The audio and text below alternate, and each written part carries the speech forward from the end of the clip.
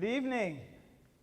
Thank you guys so much for joining us. I'm Kevin, your friendly neighborhood youth pastor. Thank you to those who are joining us online. We're so grateful to have you. This is a parenting talk. It's called Parenting, Navigating Everything. And so, when they say they wrote the book on it, this is literally the guy who wrote the book on it. So some of you may have met Brett before. He came and he gave an amazing talk. And he's here to talk about his latest book, which is called Parenting, Navigating Everything. So let's have a hand for Brett Ullman.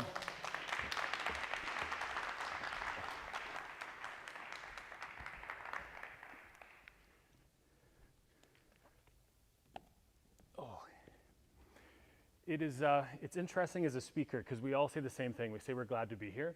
As someone who speaks to large groups for a living, and COVID has been a very interesting season, I'm really glad to be here. I've had more in-person in 22 months, so I'm really happy to be here. And for those of you online, I'm glad you're here, whether you're watching it live or in the upcoming days and weeks. For those of you who don't know me, my name is Brett. I was here BC, I think that's what you said earlier, BC before COVID. I did a talk on mental health. It was an evening in the other part of your church.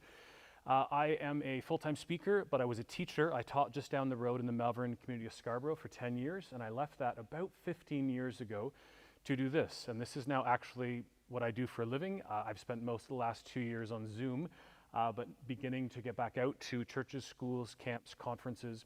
And I speak on issues that I think we sometimes have either forgotten about or don't want to talk about. Mental health is probably one of my largest talks, and if you were here for the other discussion, it's actually my journey as well. I left teaching. I did a program called the Aero Leadership Program, went straight into a master's degree of evangelism and leadership down in Chicago, and then found myself speaking too much. I was speaking 275 speaking dates a year. After that, I ended up having a breakdown, and that was 9 years ago. And to this day, I still struggle with anxiety, which is actually why I sit. But as Pope Francis once said, recovery is making a life despite your limitations. And I know we're not Catholic, but I really love that kind of line. I also speak today's parenting. I do a talk on media. I have a new talk on men, looking at how we as guys can be better fathers, better husbands, better boyfriends. And then I speak on dating, sex, and pornography as well. I'm married with 2 kids. My wife's name is Dawn. She's a nurse. She's actually here in Markham, but she's not at Markham Stillville. She works for what used to be called CCAC Home Care Management, and this is kind of her region. My daughter Zoe's in her 2nd year at Western, and my son Ben is in his 1st year at Queen's. So from a parenting perspective, we're in a very unique year where we don't have any kids in the house for the most part. As we walk into this conversation, let me just give you a few quick ground rules. First, I just say this: please be a good learner. I think sometimes as Christians we're wonderful listeners, but we're not good learners. Meaning we say amen, we nod our head, but like the goal with a sermon, the goal with kind of a teaching time like tonight is that we take something from this back into our homes, our lives, and other things. You can take notes, you can take pictures of any slide that you want, but at the end of the talk, I'm going to ask you one thing, which is this: what is one thing I said tonight that you kind of went, I can do that? And so that's what I'm going to kind of, I'm not going to literally ask you to tell me what it is, but that's what I'm going to ask you. Find your light bulbs, which means you're all different. You all are different people, and you have different age and stage, and then each of our kids are unique as well. Have opinions. This might sound weird, but I would rather you have a different opinion than me than have no opinion at all. The Bible says iron sharpens iron, and that's like, to me, well thought out conversations challenging other well thought out conversations. There is no condemnation tonight, meaning I'm going to cover a whole bunch of stuff, and it's not like, you're bad, you should do this. Like, it's a challenge of how we can do this better. It was Maya Angelou who once said, do the best you can until you know better, and when you know better, do better. And then it just says YouTube, it's just the logo. Whenever you see the logo, it means I have an entire YouTube video on whatever I'm talking about. So here's a simple question. How did I get to navigating everything? The original title was actually Everything, which is a little too much to put in one talk. But the way I got this was actually a single conversation I had with a father. I finished speaking, again, this is pre-COVID. A father walked up to me, up to my booth, and I have a booth out back here, and he said, Brett, how do I talk to my daughter about sex? Great question. And I went to reply, and he interrupts me. He says, oh, wait, by the way, she hates me. Go ahead. And I said, what? And he said, no, forget about that. Tell me how I talked to her about sex. And I'm like, forget about sex. What do you mean she hates you? Because that's actually everything. Because if you have a kid who hates you, you will not be speaking truth into their life. You just don't have the influence for that. On the way home, I realized that I speak topically and I have no foundational talks. And so I began to think of, well, how do I create a foundational talk for parents? And so I did what I do, and I'm an avid reader. I read a book or two a week, ongoing. I love to read. And then I got kind of blown away at how many parenting books are out there. There's 75,000. And they say there's 10 a week that are coming out and growing. That's a lot of books. I began reading and best I could. I took about 2 years of research and reading, and I read probably 225 or so books. Before we get into some of the main things that I found, I want to walk through first off this idea of stock family syndrome. So stock family syndrome is this idea of perfect pictures, paralyzed parents. Like all the photos here, right? There's 4 of them. Like the top left, look at that family. Everyone's smiling, facing the camera. Like that's not real. Like no one has this kind of image in your life. Top right, they're all holding hands, walking into the forest. The ladies are wearing hats. Like that's not the real life. Everyone here has 2 parents and 2 kids. Like this is the nuclear family we claim. This is not how every family looks though. There are many nuclear families, yes. There are many single moms. There are less single dads, which is kind of another conversation for another day. Grandparents parenting. This is not a grandparent who helps his kids. This is a grandparent raising his grandchildren or her grandchildren. This is now, they say statistically, between 1% and 3% of Canadian children. This is a lot of kids being raised by grandparents. Adoption, foster parents, blended families, extended families, spiritual parents, meaning you're all spiritual parents to every kid who comes, and I'd say into our houses, if that's happening, into our backyards, into our lives. We haven't even mentioned other disabilities, mental health struggles, and other things like that. Now tonight, I will just be honest that there's no magic pill. There's kind of 3 things we can do. The first is prevention, and I think prevention is everything. Prevention is what we should be looking at. It was Frederick Douglass who once said, it's better to build strong children than to repair broken men, and I'd add and women, and I agree with that. Maintenance and management is what some of us are kind of doing in life, and then crisis. If you're here tonight and you or your kids are in crisis, it's all hands on deck, right? It's pastors and leaders and counselors and doctors and everyone else. So this slide is one that's been changing over the years, but it's just this idea of the world your kids are growing up in is different than the world that you and I grew up in. Grades 1 through 6 on top are my children and when my children dealt with things. In grade 1, the iPhone came out when my daughter was in grade 1, which changed technology. My daughter's best friend's parents got divorced in grade 1. Very hard to try to explain that to my grade 1 daughter. In grade 2, my daughter was on a trampoline. One of her friend's older sisters struggled with self-harm, and I had my first conversation with 3 grade 2s on self-harm. In grade 3, my son saw his first pornographic image, which is a roughly Canadian average. It's not if you see pornography, it's when. This isn't searching for, it's when you're online and something pops up. Music began in grade 4, where my daughter would come home and say, can I buy a song?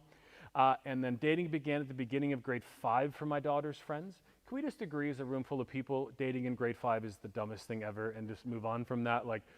But dating is usually pushed into, as a side note, by parents. It's not from kids. I live in Ajax, and we used to have these junior high dances, grades 4, 5, 6, 7, and 8, and parents would be saying I'll rent a limo and my daughter can take your son, and it's they're in grade 5, what are you doing? Let them go and have fun at places, they don't need to date. Social media and then drugs in grade 6 and every grade beyond that. On the bottom are my friends' children. Kids who are bullied so much they won't go to school, anxiety disorders in grade 2. I'm 50. And I know I really struggle in some days. I look at a teenager and my heart goes out to them at grade 2. How do you comprehend what's even happening? Eating disorders, grade 3, depression, grade 4. I've been invited to schools for suicides in elementary school every year for well over a decade. What kind of world are we living in where we're checking out in grade 4 and 5 and 6? 3 sexting cases. I dealt with 3 sexting cases in 1 week in my own church once the other year. 1 week, grade 6s. Then we hit junior high. And that statement should cause pause. And then we hit junior high. Junior high, peer pressure, self-esteem, alcohol use, phone addiction, peer attachment. Then we hit high school, alcohol and drug, not just use and abuse.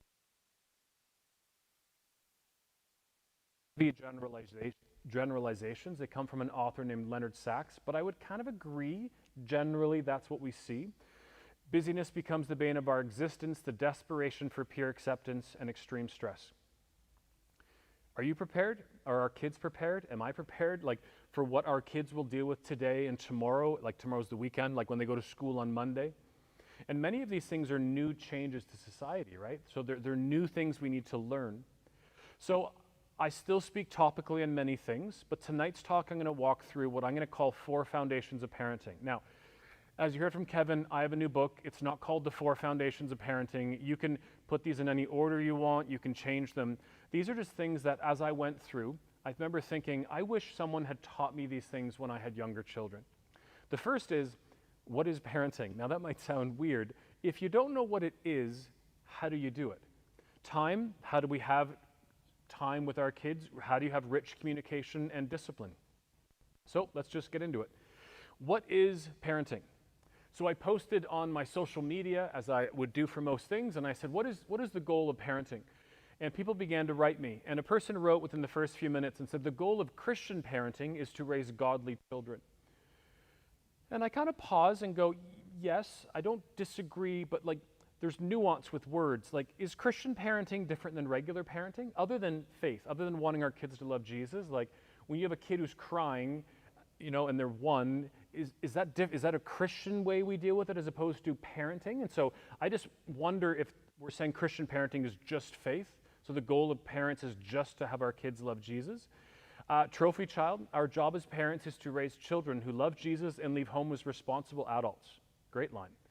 We prepare them for a lifetime of following Christ, working hard, being married, and raising a family. Most parents, and I'm talking hundreds, wrote me and said to raise happy kids. And I would say, I disagree. What does that mean? And then if we're not happy, did we therefore not raise kids the right way? Now, the one that made me stop in my tracks was Trophy Child. Ted says, they will not be with me forever, so I prepare them accordingly. Like, there is weight to that quote. I was speaking at an event by Family Life Canada, and they said it's to teach our children to live without us and with God. I like that. That's kind of a unique one as well. So as Christians, we begin to look at, well, what does the Bible say about parenting? Now, George Barna says, if you sought spiritual guidance in parenting, you might have been surprised to discover just how little instruction God gives us in this regard. Now, someone once got really angry, and they said, are you telling me the Bible says nothing about parenting? And I'm like, yes, because the word parenting is 100 years old. The Bible also doesn't mention Teslas and iPhones.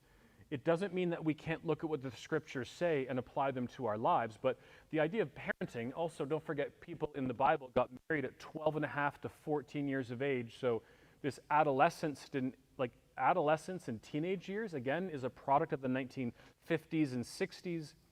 So what does the Bible talk about? It talks about who we're to be as people, and I think if you become who the Bible calls you to be, you will probably be a good parent. Now, there are times the Bible talks about kids. Deuteronomy 11, teach them to your children. Now, the actual language teach, it's like taking a knife and carving into a rock. It's the word inscribe. Proverbs 22, train up a child in the way he should go, and when he is old, he will not depart from it. Now, the majority of the books that I read on parenting always use this as their cornerstone verse. But here's my problem with this. They all use it as a promise. It is a proverb. Proverbs are wisdom. Proverbs are adages. Proverbs are not promises. It is not if you do X, then you will get Y. And the problem with this verse is that we have parents in a church whose kids might go off a bit, and then if they do, we look at you and say, well, I guess you didn't train up a child in the right way. And there are parents who are horrible and who have wonderful kids, and we assume, I guess you trained up a child in the right way. I think most parents who do this, it will be correct, but it's not a perfect promise. Colossians and Exodus are both very authoritarian. Do what your parents tell you, honor your father and mother. And Proverbs, we're going to come back to this one in the discipline conversation. So parenting stages, across the top, you'll see 5 different parenting stages. Now, these are Galinsky's parenting stages. If you've ever taken a psychology course, you would study this. I don't understand these. Like interpretive, I always believe this would be dance because my daughter was a dancer. It's not. I like the bottom ones. This is not, you might know the name Andy Stanley from North Park in the US. This is his wife, Sandra. She says there's 4 stages. The first is discipline years, 0 to 7, training years 7 to 12, coaching 13 to 17, and the friendship years 18 plus. I like this. Now, do not get hung up on words. You discipline throughout. You train throughout. You coach throughout, and you're a friend throughout. Have you ever seen these things like, you're not a friend, you're a parent? It's like, it's not that simple. It's all of those woven together. And every stage is complete in and of itself, meaning if you have a 13-year-old, they're not an incomplete 18-year-old. And if you have a 6-year-old, they're not an incomplete 7-year-old with the next stage. Now, with this, we will see our kids are all different. Kids go through these stages different. If you have a kid playing rep sports, rep dance, rep gymnastics, they will go through these quicker. Some students go through them slower. Now, parenting styles is the next conversation. Now, there is a name, if you don't know, her name's Allison Schaefer. If you don't know her, you might have seen her on Global News or City TV. She's the resident kind of mom who comes on and talks about parenting.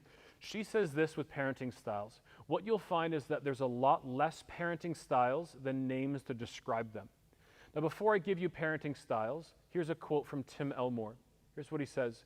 From this decade, the 90s, adults began to believe that our world was less safe than ever and kids needed oversight or direction at all times. And it caused a few things. These paranoid parenting styles, as we might call them. I wonder if you would agree with me. Kids began to feel entitled to special perks because we said that they're special. 2, kids began to feel unsafe, afraid, and even paranoid because of their parents' behavior. 3, kids began believing that they were fragile and could not handle adversity.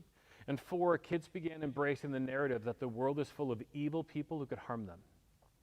Anybody think that's where we sit today? Because this is where we sit today, in my mind, as a teacher, as talking to parents. Now, there are parenting styles you should do more of. There's parenting styles you should do less of. You are not one type of parenting. There's a whole bunch. The blue are the ones we talk about the most. The stars are the ones you should be. There's 3 pages of these. I am not going through all of them. There's a YouTube video. I think I put 54 in the YouTube video. There's like 150 that I have at home now. Attachment parenting would be it. Now, some of you, if you read books on parenting, you might be thinking this is Dr. William Sears way back in the early 90s, co-sleeping, breastfeeding till a kid is much older than other children. That's what we're talking about. This is modern kind of conversations. Gordon Neufeld, Hold On to Your Kids. Leonard Sachs wrote a book called The Collapse of Parenting. It's this idea. Kids need to attach to us and then go attach to their peers. And they say the problem today is peer attachment, where they're looking for unconditional love and acceptance, not from their home, not from that safe place, but from their friends. And their friends cannot give them that unconditional love and acceptance. And parenting, Tina Bryson and Dan Siegel. As a side note, every book I give you tonight is all on one link I'll give you at the end of the talk. They're all listed for you. But they use this kind of alliteration. They say this: if kids feel seen, safe, and soothed, they will feel secure. I don't like alliteration, but I do agree with that. Christian spiritual parenting, of course, we want our kids to love Jesus. Helicopter parenting, many parents don't grasp this though. Helicopter parenting is as a helicopter hovers and then kind of swoops in when something goes wrong. There is a military helicopter called a Black Hawk. There's a movie called Black Hawk Down years ago. This is a type of parenting where parents swoop in and blow everything up and then fly away. I kind of find that one funny. Adler parenting, I'm actually studying that right now. I'm actually back in school taking my master's in counseling psychology so that I'll add actual counseling to what I do with mental health. But Adler parenting is kind of a holistic view of kids. They need to belong and feel significant. Overparenting is probably the biggest. When you overfunction as a parent, what do you think happens with your kids? They underfunction. So the more you overfunction, the more your kids underfunction. By the way, that happens in marriages and in friendships as well. There's pages and pages. Bottom 4 are interesting. Velcro parenting, we hear, it's where kids cannot separate from their parents. And that term is used more from college and university than from anything else. Switchboard parenting, everything like an old switchboard goes through us. Humpty Dumpty parenting well in our church worlds. It's this, we're so worried our kids will fall off, kind of like Humpty Dumpty, and be broken and not be able to be put back together again. And drone parenting, where we just kind of hover we're just hovering all the time. Anyone confused? You're like, what? Like, you just gave me 65 parenting styles. Here's the truth. Only 4. Everything I just can be plotted on the graph somewhere. And the graph is support and warmth on one axis and control and demand on the other. And what we're to be is the top right, authoritative parents. Now, authoritarian is a similar word but different. Authoritative means I love my kids and I ask a lot.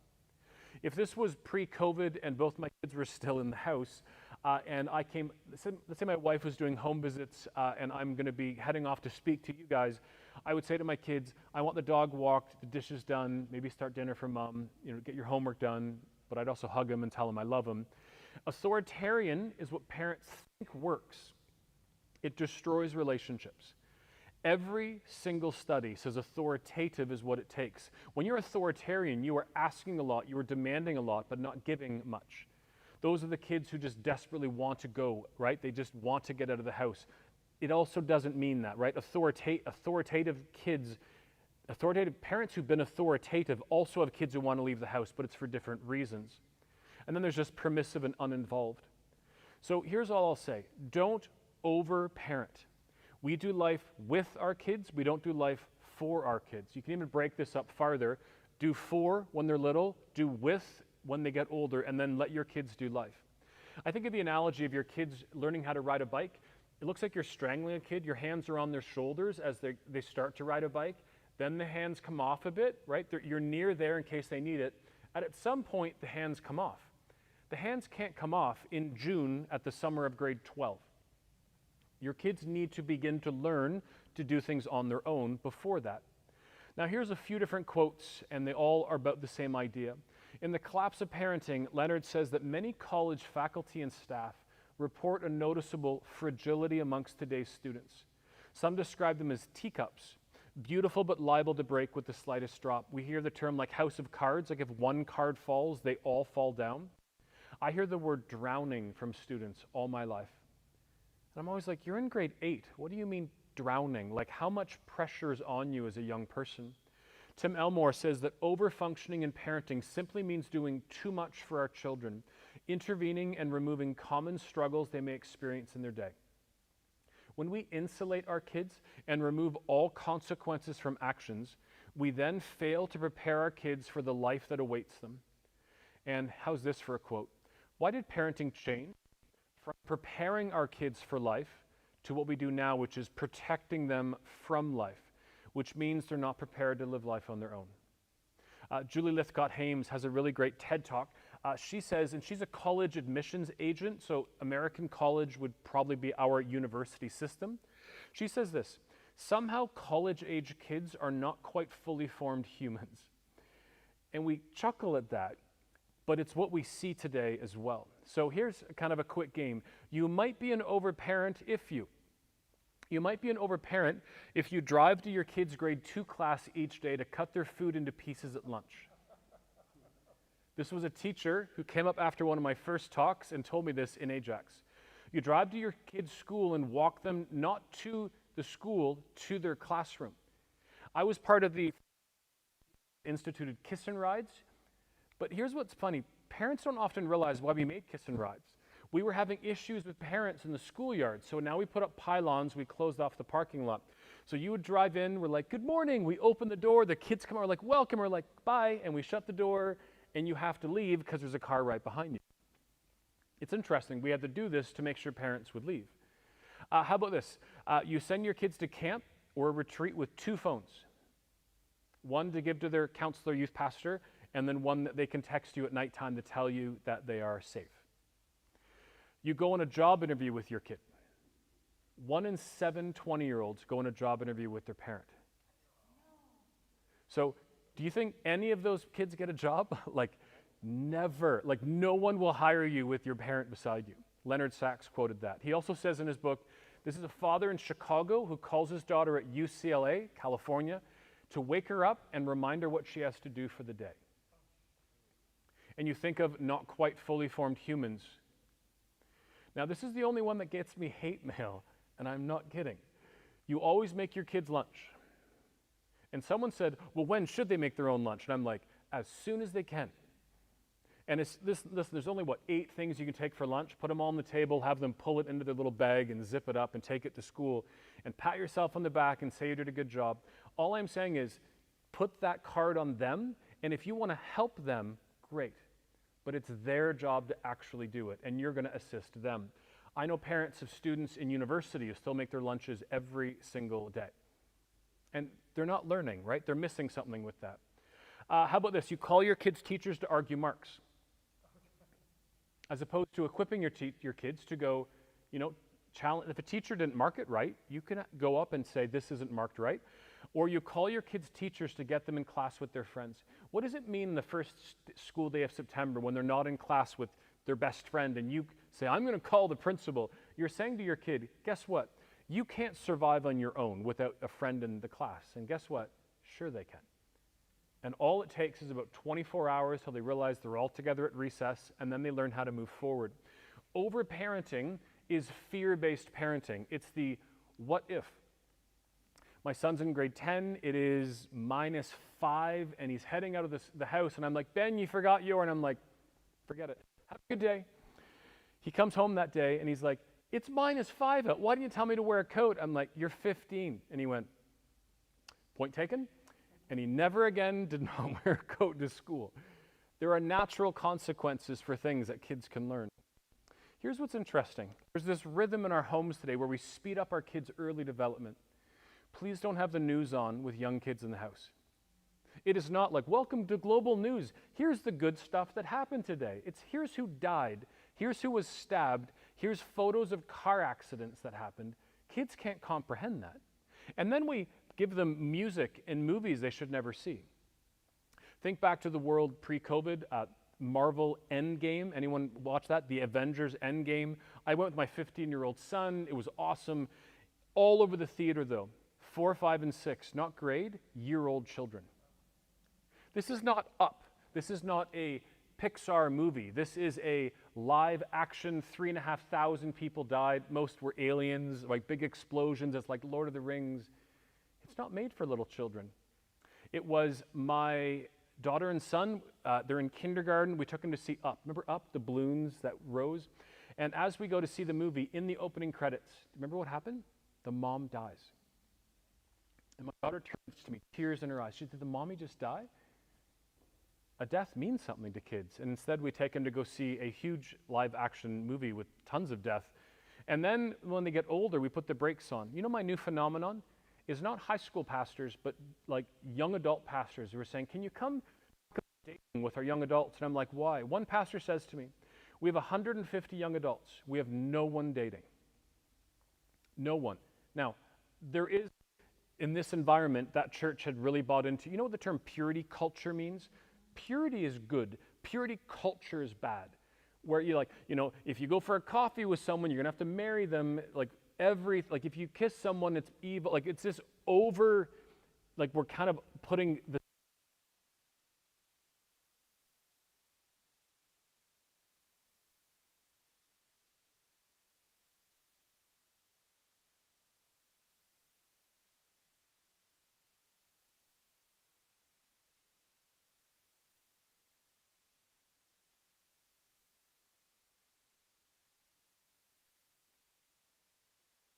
what a great opportunity it is that you can get a license. The day my kids turned 16, we got their licenses. We've always talked about, here's what I hear from kids though. Well, we live in Markham, we live in Ajax, we drive a van, and there's lots of traffic.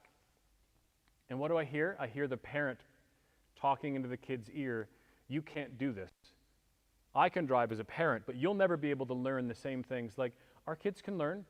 My daughter's driven back and forth to Western a few times, and as a dad, I'm tracking her on Find My Friends, and I'm making sure she's okay, but like, kids can do this. We can do hard things. By the time your kids are 18, they should be able to do things. They should.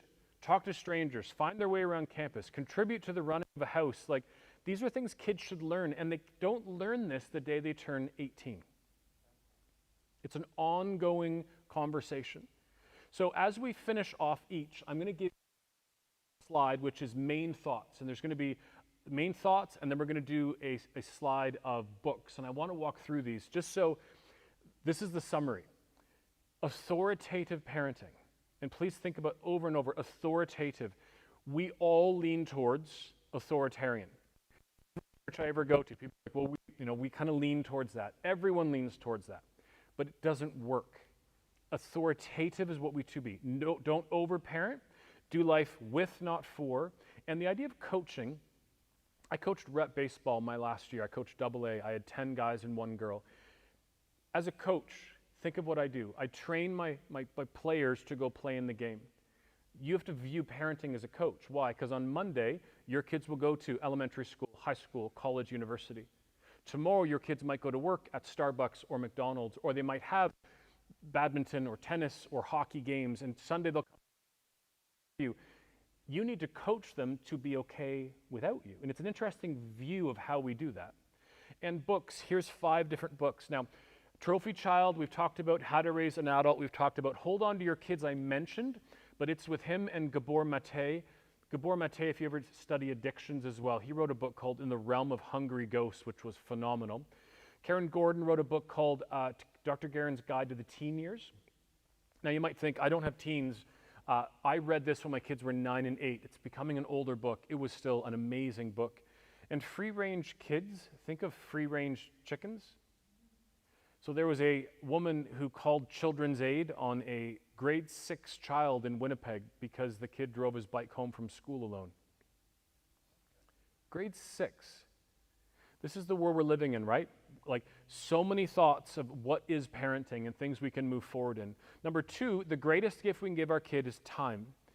Now we could argue the greatest gift we can give our kid is failure. And someone will always say, what about Jesus? I'm like, yes, we're not talking about faith and salvation. We're kind of talking from a parenting realm. Now, there's something called the marbles analogy, the marbles jar. Here's very simply what it is. And I put it at the top, losing your marbles. Yeah, you're losing your marbles, but here's what it means. The day you have a child, you have 936 marbles. Every week, if you take out 1 marble, when the kid turns 18, you'll have no marbles left. We also call this the 18th summer. There's something about the 18th summer. This is the season when kids graduate grade 12. Now I know some will do a victory lap, some will do a gap year, some go to apprenticeship, some go to college, some go to university, some stay home and some don't. But the day your kids, and it's not a perfect analogy unless your kid's born like June 25th or some perfect day, dump out all the marbles and start kind of like they're gone, right? Now, this is the moment when the marbles are kind of gone, that what you do with the marbles analogy is recognize that marbles each week mean something. Do you know how many times I have left to go watch my son play volleyball in elementary school? None.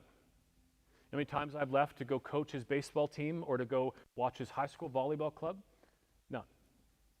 Right? There is a fleeting amount of time you have in certain stages of parenting. A parent is always a parent. So it's not finished when they're 18. I have this new trend I'm seeing. The moment kids are 18, parents are moving away and doing different things. And I'm like, kids need us desperately, even when they're in these older stages. But what I see in these talks is shoulders droop. I've seen people burst out crying because we grieve. If you have older kids like mine, you start to grieve. Kids aren't the same. They're not coming into bed and cuddling with you at nighttime. They are driving and they're coming home late and doing things. But these are the parenting stages we talked about. But the day your kid finishes like they're 18, dump out the marbles, and here's the marbles analogy with a twist. Every time you love on your kid, every time you FaceTime, every time you take them out for a meal, on Thursday, my wife and I are going to take my daughter who's on reading week, drive out to Queens to have lunch with him and spend the day with him. Every time you do that, drop a marble back in the jar. One woman said, what do you do when you've filled up the jar again? I'm like, oh, I like that. You dump it out and start all over again. My parents in their late 70s, they still pray for me for every speaking date. Tomorrow morning, my mom will write and say, how was your date at Cornerstone? But you're never done. And so every time you do something, every time you support them, add that marble back into the jar. And I love that analogy. We're about 3 up there, Kevin. Parental influences. So don't look at the two, this is kind of like a whole chart. Don't look at everything except for right across the top with the arrow where it says 12 hours, 8 hours. So when you have a young kid, they're with you 12 hours a day. And if you have young children, you're like, yes, I know, they're with me all the time. I'm just glad to be out at an event like this tonight. Or if you're at home, they're literally crawling all over you. Then when they're in like kind of school, 6 hours, middle school, 4 hours, this is how much time you have to spend with your kids. High school, 2 hours, if that. There were days that I would be at home and my daughter would text me and say, I'm going to go study at Starbucks, and she'd be home at 8 or 9 at night because she goes out with a friend, they have coffee, and they do their homework. The analogy here is just talking about time. Time, we're going to come back to that chart in a minute, but time matters. Like morning stages matter. I'm an early bird, so I was always the one to make sure my kids were ready for school. Do they need anything? Is everything good? Drive time. Anytime your kids ask you for a ride, just say yes. Have you ever been in a car with 6 teenagers? It's like you don't even exist. It's like you're at the front, like a TTC driver with glass all around. Like they just start to talk.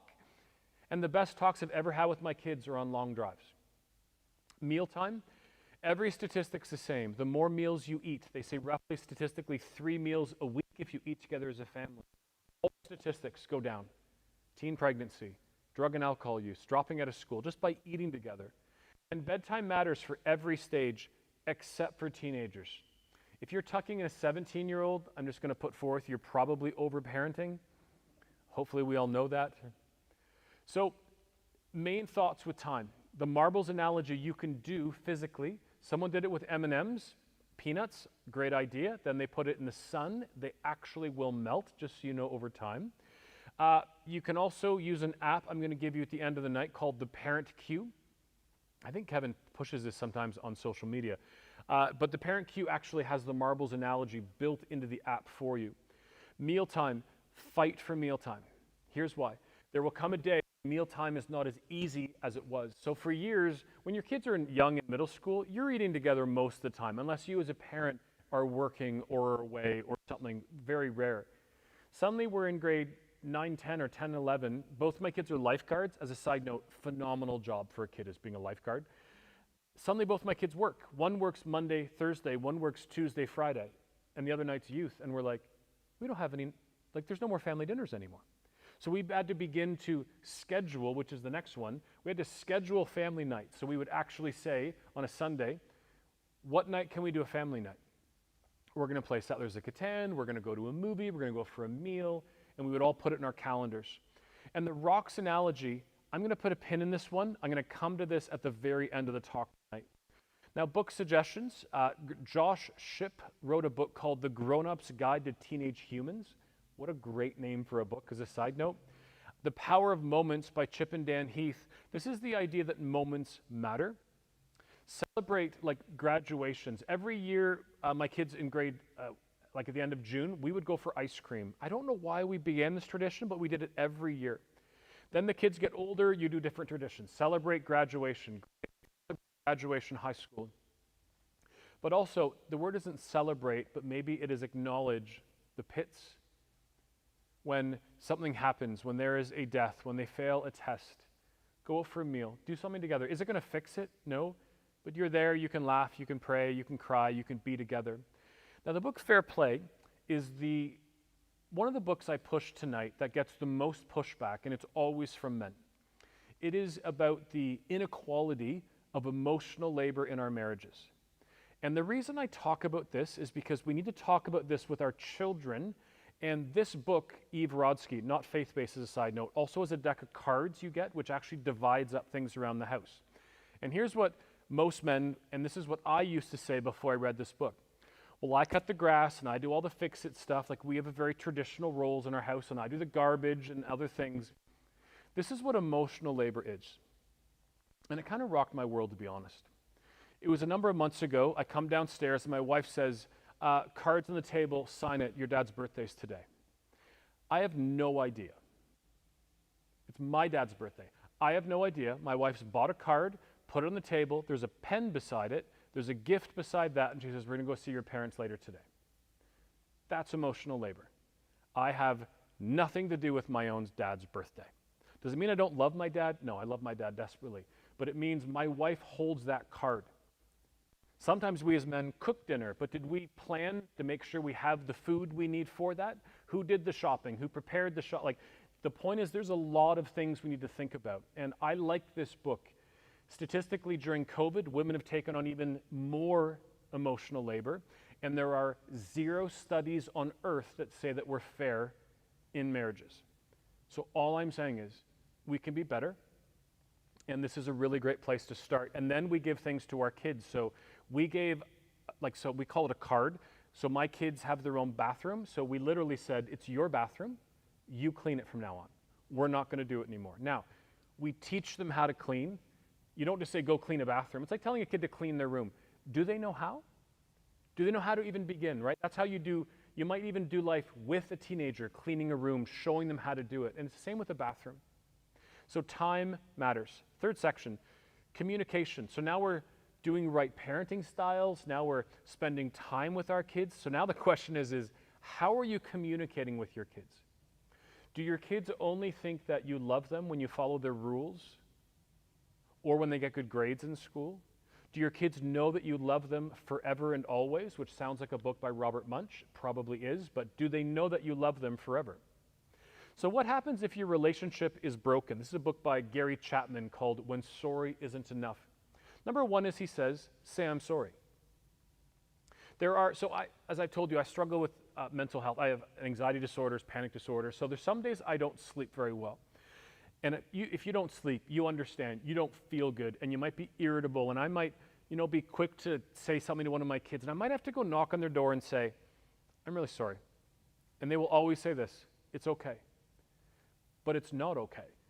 It might be okay because we've had a bit of reconciliation and because it doesn't happen all the time, but it's not okay I take out what's going on in my life and put it onto you.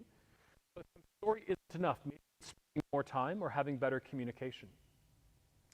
Every one of you with kids has different relationships with each of your kids. My son and I love sports. We go to sports, we watch sports, so we do things. I coached every team he ever was on in his life. I've driven to more cities and towns and been in more hotels and had more wings afterwards. My daughter was a gymnast, dancer. I always threatened to coach her dancing, a joke you can say once and then it's not funny anymore. So Zoe and me have to work at, and that doesn't mean we don't love each other, but work at things that we do together. So we both love iced coffee. So what do? We get a lot of iced coffees. We both love chicken shawarma. Anyone else? Like hummus, baba ganoush, tabbouleh, fill your soul. So anytime my wife and my son are out and we're together, we get a shawarma. We also watch a TV show on Netflix, only her and I watch. So when she left in September and wasn't home till Thanksgiving, we didn't watch it. She came out with Thanksgiving and we watched an episode. It's finding things that you connect with because each of you is different. My wife connects with my son and daughter different than how I connect with my son and daughter. But what if that's not enough? I'd say counseling. Can I implore you, and I like that word, implore you to make counseling the common and not the uncommon in our homes. Counseling is not for when everything's broken. You can go for marriage counseling to make your marriage better, not when you're on the verge of divorce. You can go for counseling for your mental health so that you can have good mental health, not just when you're in burnout or breakdown and can't work. My kids have always known they can go for counseling. And a few times they've taken us up, gone for a few sessions. I just want another adult speaking truth into life. As parents, make sure your kids have minimum 5 other adults other than you and a spouse if you're married. 5 other adults that they can go to and talk to. So when you have, and I know some of us are having people over, some of us are not, but if you're having people over, don't kids go in the basement and adults upstairs. I want people speaking truth into my kids' lives. Ask them about school, encourage them about life and faith and other things. And that might be pastors and it might be counselors and others. But I think counseling is something we let our kids know is available. But are we actually listening to our kids? I'm at a church. One of my favorite things to do on a Sunday morning is my mental health talk. I call it Care Sunday because we get everybody. And so I finish speaking and I kind of usually afterwards I'm at the front or my booth and a young girl walks down. She was on the worship team, bursts out crying. Hands are shaking. She's having a panic attack. She says, Brett, I've told my dad again and again about my struggles. He just says, you'll be fine. At that moment, up walks the senior pastor. Often we go for lunch after, and he says, about lunch, and he goes, oh, I'm sorry, I see you met my daughter. I took a big breath, I smiled, and I said, do you mind sitting just for 2 minutes? Now I know him, and so I had a chance to bridge this gap. But anybody remember the band from the 1990s called REM? They had a song called Shiny, Happy People. I think sometimes we're that in the church. We're Christians. We go to church. We love Jesus. Therefore, we have it all together. We're all shiny, happy people. We may love Jesus, but we live in a broken world, and everything is not okay. And if your kid says, I'm not okay, you know what it means? It means, I'm not okay. And your answer is, I'm so sorry you're going through this. We'll get through this together. How can I help? And you might say, I have no idea. They might have said to you, I'm struggling with, suicide. And you might go, you call immediately people you know, your church, call Kevin, call other adults, call accounts. Like, there's people you can call. You don't have to have an answer right there, but the point is your kid knows that you are there for them. And be careful with your language. I had a church somewhere out west. They brought me in to speak on pornography for a Sunday morning service. I fully acknowledge, unbelievably unorthodox. But they polled their church and said, what do you need to deal with? Mental health was one, and conversations around sex and porn was the second one. So he brought me in. I finished speaking, and on my way home, I'm at a Subway for lunch, and my phone dings. It's an email, and I look down, and it is an 18-year-old kid from this church. If I ever struggle with porn, can I talk to you? I'm like, sure. Why won't you talk to your dad? He's on staff at the church. I know him. And he said, well, Brett, my dad got in the car. And he said, it was me, my mom, and he has 2 teenage brothers and sisters. I don't know their ages. And he said, he sits down, and this is the first thing out of his mouth. What kind of stupid person gets addicted to porn? This is a pastor at the church. And the kid says to me, an 18-year-old kid says to me, in that moment, my dad said he's not a safe person to talk to about anything ever again. Can you just see the influence just waft away?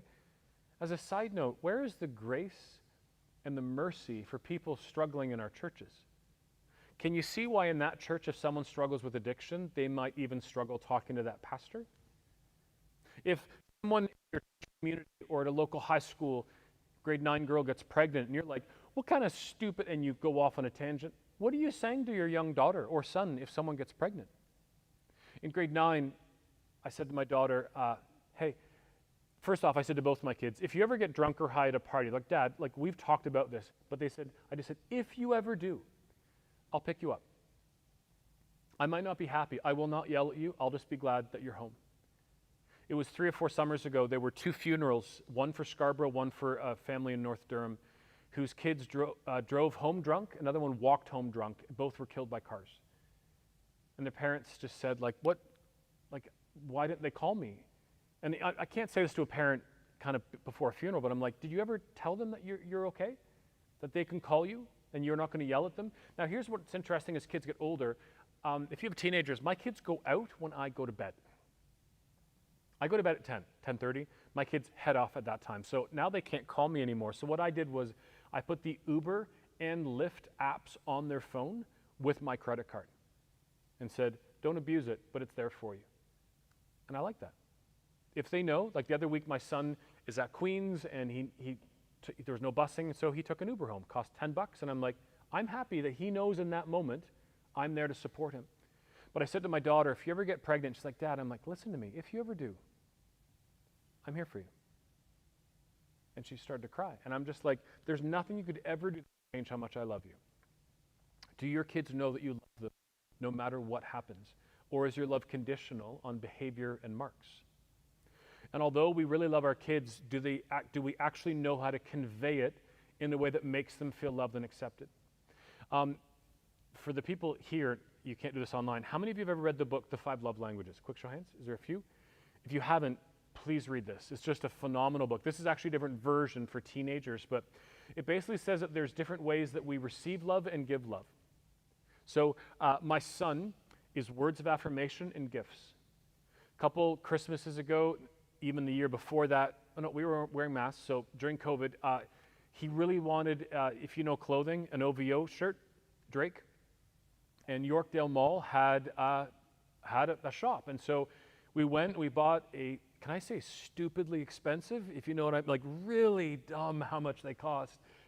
But we bought him this shirt. And on Christmas Day, you should have seen the eyes. Because he's like, you remembered that I wanted this? And you said you went to York? I'm like, yeah, like that means something to him. You know what cards mean to me? Nothing. Because, and it's not like words have been abused, but my father and I both think cards are dumb. So we actually would, like if you're gonna spend $3 on a card, we're like, go buy a $3 tube of Pringles and give me that. So my dad and I would sign a tube of Pringles and just, hey, like, here's a tube of Pringles. And we're always like, thank you. Everyone's different. Do you know what your spouse's love languages are, what your kids' love languages are, and go farther, what your friends' love languages are? There's a version of love languages for children, and it actually says love your kids for 1 week in certain ways and see how it is. Side note, just because words of affirmation doesn't mean it's the world of my wife. Meaning, I have to learn how to affirm my wife using words, even though it's not my gift. Main thoughts with communication, listening. John Maxwell, the leadership guru, says listen 80% of the time, talk 20%. Driving, enjoy driving with your kids. Love languages. Now, I didn't go through family meetings. We began, and I have a YouTube video on this, when my kids were 9 and 8, might be 8 and 7, having a yearly general meeting for our family.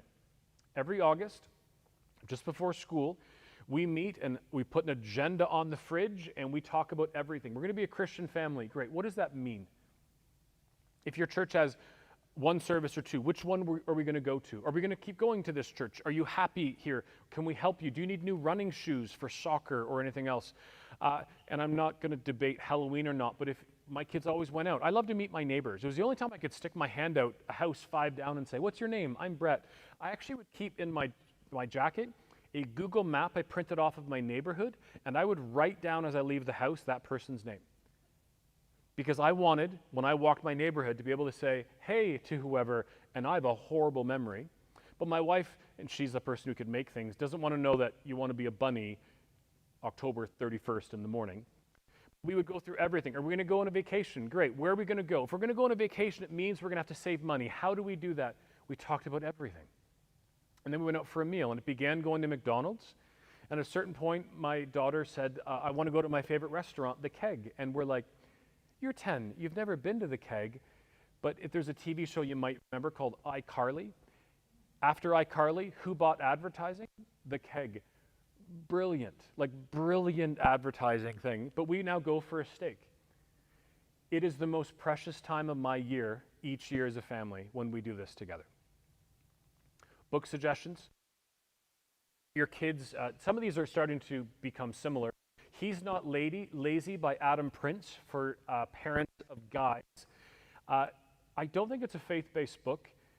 I'm going to say a statement which is sad, but the best books on parenting are not from the Christian community. And I think we need to step up our game a bit sometimes with our conversations and on writing and things. There's one called Untangled for parents of daughters. Not faith-based. You will disagree with some of the ideologies in it, but it is phenomenal looking at raising our girls. So, parenting styles, time, communication, discipline. Now, discipline, I put forth, discipline we say is one thing and it should be something else. Ron Morrish, if any of you are educators, Ron travels the school system. He says, discipline is about teaching children to behave properly, not punishing them for behaving badly. So this is a flip. It means that discipline is about teaching. It is not about punishment. Teaching kids how to behave, how to work, how to live, how to interact. Now, first off, these are just generalized things. First off, you need a relationship for influence. So going back to that first chart we had, you might not be able to see them. There's those two kind of dark gray balls. The first one on the top says positional influence. If you have a baby, you have 100% positional influence. Many times when I'm doing a talk like this, in the back there's someone with a stroller or one of those arm things doing the shaking of the stroller. Positional influence. If you're here and you're like, I don't really like this guy, you take your baby and walk out. If you're here with an 18-year-old tonight, your kid might say, yeah, you know what, I want to hear the rest of this talk. Your positional influence goes down to next to nothing. Your relational influence is everything. It begins at 0, and every conversation, every dinner, every time you tell them you love them, every hug, every support, everything. That's where this kind of goes. And you see that it says in the middle, freedom. It's funny, I keep saying 2 years ago. It's like there's this abyss of 2 years of COVID, probably 4 years ago. My wife and I are going to one New Year's party, my son to another, my daughter to another. And so I said, hey, can I just say something for a few minutes? And both my kids said, okay. And they said okay because I've chatted with them 1,000 times and they know it's not going to be something like, it's in support. And I've always said to my kids, I'm for you, I'm not against you. Like, it's not us as parents against our kids. We're a family, we're for you. I want the best for my kids more than anyone else, right? We're their parents.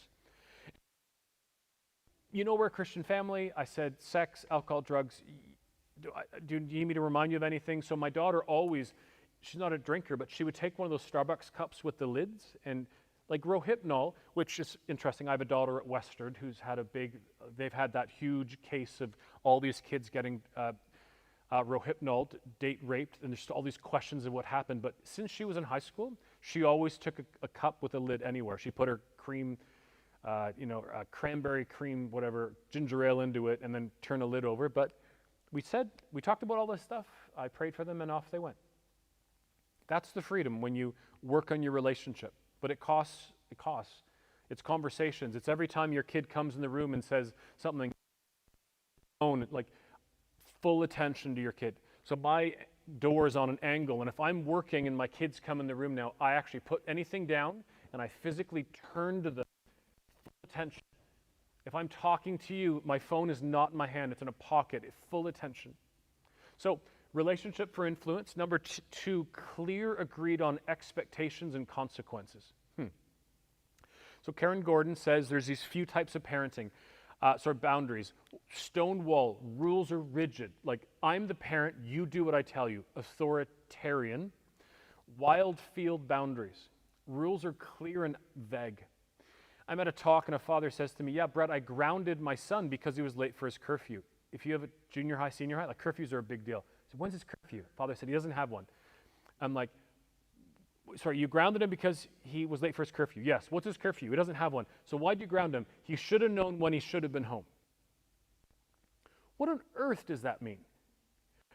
Now, as a side note, curfews are a fascinating conversation. Like, often parents will say, well, nothing good happens after 10 o'clock. And I'm like, wow, we're old if we're saying that. Do we forget what it's like to be 15? Everyone's not having sex and doing drugs after 10 o'clock. I remember just walking on a beach or sitting in a Starbucks having a coffee, talking to someone till 2 in the morning.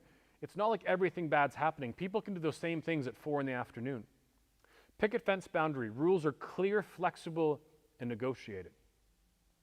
Summer of grade 8, going to grade 9, end of the summer. You know those perfect August nights? Don't you wish we were back in those? My son says, can I stay out a bit later tonight? I think it was 10 o'clock. And we're like, okay.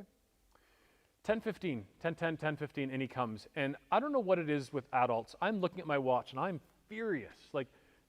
He walks to the door, and he sees me, and he's like, I know you're going to yell at me. Let me tell you why I'm late. He says, we were together. It was like 10 to 10. He says, we dispersed. What a great word, dispersed. He says, we're coming home. It's just him and a girl walking, and she says, it's really dark. Do you mind walking me home?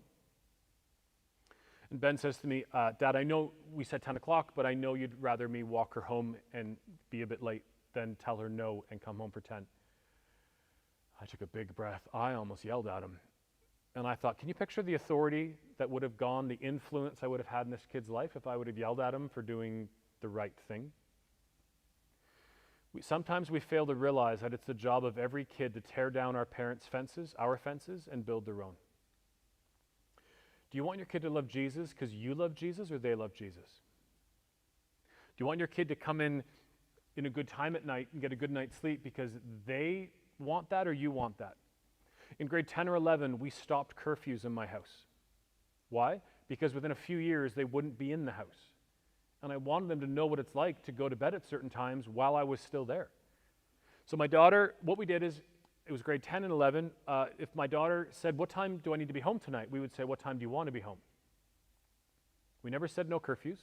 And so she'd say midnight, we'd be fine, 1, fine. And then one day she said, it's going to be really late. And we're like, what time? She said 2:30 or 3. And we're like, I'm like, I've already been in bed for 5 hours at that point. And she's like, my friend's flying in. We want to go for coffee and hear about her trip. And we're like, okay. She came home really late that night, and in the morning, she said, I am so tired. I'm not going to go to bed that late anymore. And my kids, both of them, go to bed at very reasonable times at university now. You want your kids to eat healthy because they should eat healthy because you're telling them, or because nutrition's important? So relationship, clear, agreed on expectations. Now punishment, and that should say versus training. Ron Morris says, you have to decide what you're all about. Are you here to give children the punishment and consequences they deserve for failure, or the training and support they need for success? All good discipline has a purpose to it. If there's no purpose, it needs to change. So what do we often do? We do punishment by takeaway. Your kid's late, we take away their phone. Can I encourage you to never take away your kid's phone? How many of you would you like if I took away your phone tonight? Like, we all know our phones are the lifeblood to everything we do. It's the same for a kid's life as well. Now I'm going to put up a slide, and I always question if I should do it or not. And I just ask you, if we have differing opinions on this, let's ruin the night, because it's about spanking. And don't let what I say on this, because you and I can have differing opinions and still be brothers and sisters in Christ, and this is a high-level theology debate, but I believe there's good parents who don't spank. I'm not a spanker. I believe there are some good parents who can spank. My wife spanked my daughter twice. I think very quickly not spanking can lead to no discipline, which is abuse in my mind. And I think very quickly spanking can lead to abuse, which is unbelievable abuse that if you talk to counselors, often it is looking back at corporal punishment. And corporal punishment is bigger in the church world than outside the church world. First off, everyone who is spanked is not forever damaged. I was spanked, some of you were. 2, everyone who's not spanked is not spoiled. It's not as cut and dry as that. Now, if we're going to look at why we as Christians would say spanking is right, we come back to Proverbs 13:24. He who spares the rod hates his son, but he who loves him is careful to discipline him. Now, a few things. Again, Proverbs is meant to be proscriptive, not descriptive. And am I saying that right? I think I am. Again, it's not a promise, it's a proverb, it's wisdom. Proverbs also says, husbands, if you have a quarrelsome wife, live on the edge of your roof. Never seen that happen. It's as if you're a glutton, put a knife to your throat. Again, it's wisdom, it's adages. But here's the question, does it actually say this? I've spoken at every denomination's Bible college in my last 24 years across the country. I've asked every single systematic theology professor, that class that's walking through stuff that it was really hard, is this talking about spanking? Do you know how many have said yes? None. They all say to me the idea of the rod. The Bible talks about the rod, and sometimes it talks about a rod, not the baseball player from the New York Yankees, a physical rod. When an Egyptian beats to death an Israelite, it's with a rod. It's bad. When it talks about the rod of discipline, they all say it's this idea of if you don't discipline your kid, you don't love them. And I'm like, well, that's a very different conversation than actually spanking. So if the Bible doesn't say it, we come to the next part, which is, does it work? It works in the moment, but 1,000 pediatricians put together an open letter and said, please find other ways, because it actually hurts your relationship and can damage many things in the future. So there's many natural, I have a whole chapter in my book on discipline, on other kind of consequences.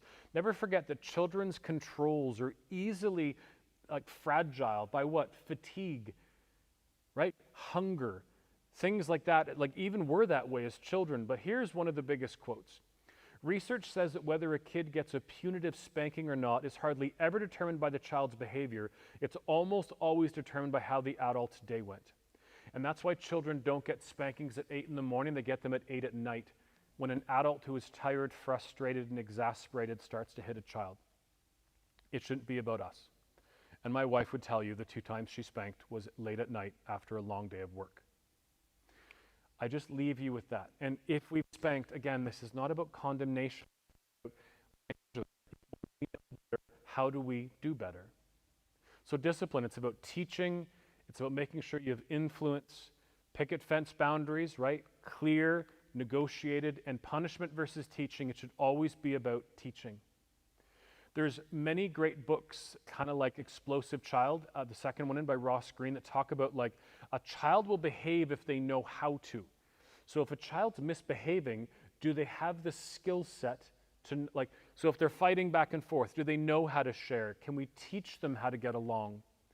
Honey, I Wrecked the Kids by Allison Schaefer, Parent on Purpose. These are all listed for you online. Grace Base, and then bottom right is Boundaries with Teens by Henry Cloud and John Townsend. If you're a reader, these are amazing authors. So this is what I think are really great foundational things.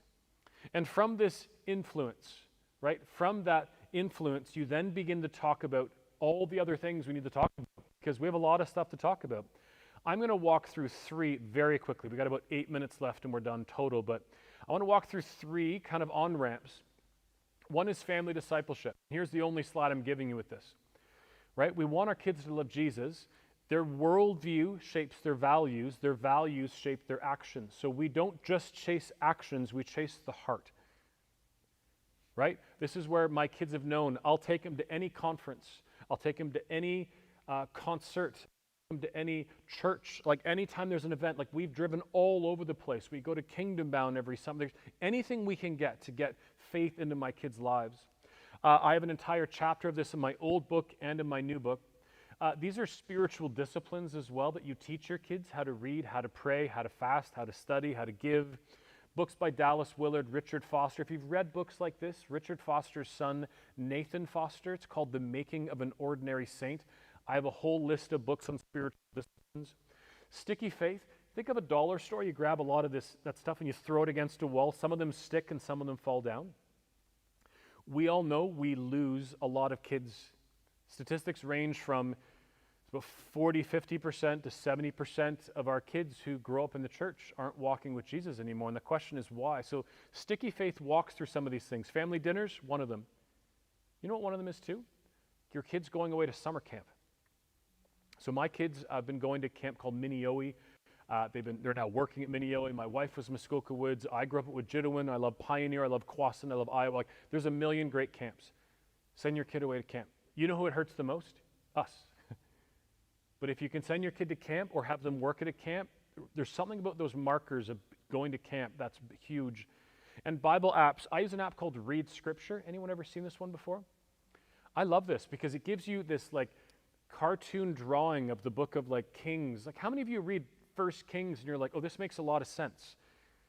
You read it and you're like, I'm going to read 5 chapters, but you finish reading and you don't know what you've read sometimes. And so this actually explains the overarching narrative of the book of the Bible. And remember, you can't expect your kids to do things you're not doing. So when it's a snowy winter day on Sunday and you're like, oh, let's just stay at home today. You're teaching your kids that when it's snowy, church doesn't matter maybe in the same way. And I would say it's important to be together. And I know we're in this hybrid world right now, but as things continue to open, it's good to be together. It's good to see people. I want my kids to see other adults. Media. I had a father say to me, Brett, my kid spent 4 hours on Fortnite last night, so I grounded him. Like, grounding is another great conversation. The better you have a relationship with your kid, as a side note, the less you'll ever have to ground your children or discipline. So I said to the father, 4 hours on Fortnite, that's a long time. I said, what did you do last night? I don't even know why I asked it. He goes, oh, I watched the Blue Jays game. I said, the Toronto versus Yankees? He goes, yeah. I said, the 18-inning Toronto versus Yankee, 4-hour and 45-minute Blue Jay game? He went, yeah. And I said, you grounded your son for doing, like, and he finally got, like, he watched 4 hours and 45 minutes of Blue Jays, but that's okay because we value that, but we don't value Fortnite. Just because you don't like Snapchat or you don't like TikTok doesn't make it wrong. It means we might not value it, but you can't watch an hour of YouTube and say you can't watch an hour of TikTok. In grade 4, we flipped the script, so to say. So when my kid would come home and say, can I buy that song, can I watch that movie? And we started to say, here's a browser, open it up, Google the name, Google the song, write the lyrics, like look at them and see, make a decision if you want it or not. But we changed it to our kids learning how to discern and make a decision. I'm going to come back to a few of these things in a minute. There's actually one website that has parental controls for young kids on every platform you can ever imagine. So if you have a young child, you don't want porn popping up. You want to make sure that these things are kind of locked down. You don't want Netflix just open, because there is soft porn on Netflix. There's tons of nudity. You don't want an 8-year-old kid just clicking online and clicking on Squid Games. Probably the conversation of the day. And no, kids in elementary school should not be watching Squid Games. Like, watch the first episode, and then we can have a conversation on maybe why kids shouldn't be watching that. And if they are, we need conversations all around it. It's the biggest conversation we find in society right now. Probably the biggest thing, though, is phones. Many kids say this to me. My mom said, I'm never getting a phone. Can we not tell our kids they're never getting a phone? Of course they're getting a phone. The question is, when? And so I believe in the Wait to 8 campaign. Doesn't mean they got to go get an iPhone 13 as well, right? My kids began using my old phones. My kids also could not get a phone in middle school until they were working part-time. They were doing paper routes, began to pay money towards it. But how many times we touch our phone? These are 9 videos on how to have a better relationship with our phone. And we model this as adults. And the 5th one is the one I think connects with kids the most. If they, I think our kids here all get Chromebooks, right? If they're in middle school or high school.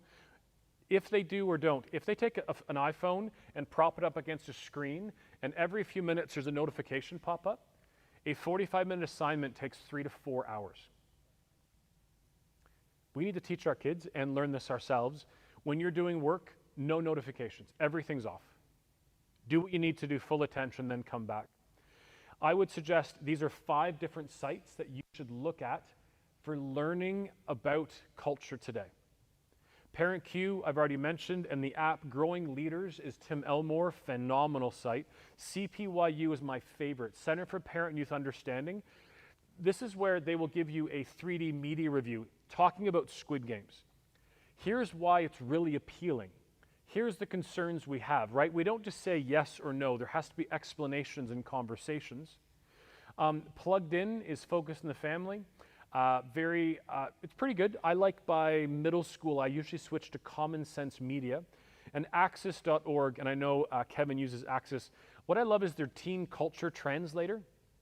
These every few days, I think one came out today, kind of translating teen speak to adult speak. I'm writing my chapter on drugs and alcohol. We're around the kitchen table, and I said to my kids, so no one smokes anymore. And they both went like, almost everyone smokes. I'm like, no one smokes. My daughter interrupts me and says, what do you think smoking is? I'm kind of like, smoking, cigarettes. We're talking about weed. And they're like, yeah, no one smokes cigarettes. And I'm like, I live in this world. I speak to youth for a living, and I didn't realize language has shifted so dramatically that smoking is now weed.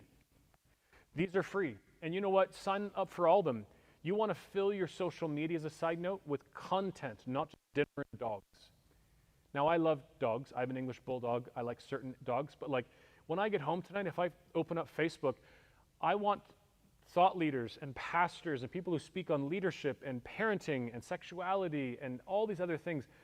Follow people on all their social media so that it doesn't matter what platform you open, it brings this right to you. And lastly, just mental health. When I was here, I walked through, your issue might be physical, so go see a doctor. And I believe food is medicine. I believe exercise is medicine. I believe medicine is medicine. I believe sleep is medicine. Your issue might be physical, so work on that. It might be emotional. Go see a registered counselor. Learn strategies. Like for me, I sit when I speak, and you're waiting for me to say it might be spiritual. I don't say that because it's unbelievably uncommon that the answer to mental illness is in your faith. But your faith is the foundation from which we journey. Like the Bible says, you will have suffering, but I'll be with you in the suffering. I have an entire talk on this. I've written 2 books on this. My Reset book is a free ebook. It's $1 on Amazon. It's free off my website. And your story was written with a pastor at People's in Toronto and Dr. Mary Lynn, a psychologist. And my new book has my most current stuff. My website, as we just wind down, is my name. It's brettullman.com. I have some cards at my booth for those of you who are here. For those of you at home, if you just search brettullman.com, you will find it. I am not a normal blogger. I am a curator. I take all kinds of things and I just push it back out to you. Here is a great website. It was a number of months ago, I read a blog talking about the word of how you're feeling is called languishing. And I'm like, yes, that's how I feel. Like we're all languishing in COVID right now. And all my social media at the top. I have a YouTube channel. You can find it at the top of my website. And on it, I have around 120, 130 video after video looking at how we can be better parents, how we can be dealing with mental health. The one site that I mentioned where I have everything I've ever, all my book suggestions. Now, it's called an Amazon influencer page. I don't like that term, but it means every book I suggest on every category is in one place. So if you're looking for books on spiritual disciplines, or you're looking for books on mental health or parenting, they're all there. Now, I know this talk is overwhelming. As parents, it's overwhelming, but having everything kind of brought forth is overwhelming. 3 ways to decrease the overwhelmingness. The first is my YouTube channel. Like I have a 17-minute video on spanking. I walk through some of these conversations. The second is my website, 1,200 or more articles and blogs, all categorized. But the third is my new book. Now, this isn't a normal book. I should have brought one up here. It is a beast of a book. It is 6 times bigger than my biggest book. The goal was one resource. Because often when I'm at church, I might come and do this talk. I might not be back at your church for 4 or 5 years to do the same talk again. And by then, if you're away that night, I might not see you at all. And so it is, the first 6 chapters are everything I talked about tonight, but a lot more. The 7th chapter is on family discipleship. Everything else is actually flipped and written to anyone, meaning whether you're a parent or a student, you could read this. And there's little parenting tips beyond that. So mental health, and you can see dating, media, sexuality, porn, dating, finances, education, substance abuse, and loneliness. And so rather than writing 6 books at $20 a piece, I can sell 1 book for $40. And this is a choose your own adventure that you can have at home for years to come. I have them at the back. You can find this on Amazon as well. 3 slides and we're done. People ask how they can support. You can pray. My prayer team prays when I post, like speaking at Cornerstone tonight. You can follow me online. I have some sheets on my table, but you can go to the bottom of our brettullman.com and click donate if you ever could help. And the one thing we really desperately need is more dates.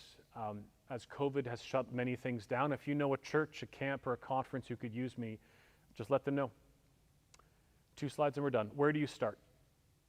There's a band called For King and Country, and they have a song called Burn the Ships and Don't Look Back. I love that line. This isn't about shame and condemnation. It's about how do we move forward and be better. And John Maxwell says very simply, that one line, what is one thing I said to you tonight? Then you're like, I can do that. Here's the hard part.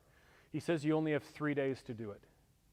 And if you don't within 3 days do something, then this talk was just a night where I talk and you sit and we all go home. And that's not the goal. The goal is this catalyst idea that sends us back to be better parents and, better in our families, our youth groups, and everything else beyond that. Support each other as parents in church, as a church like yours, Cornerstone. Support each other with age and stage groups as well.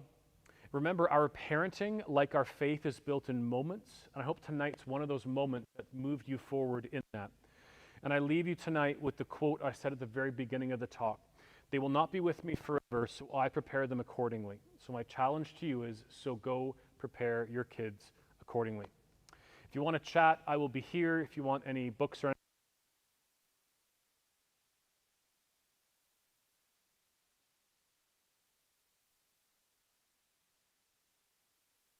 night, and I'll pass it back to Kevin. Night.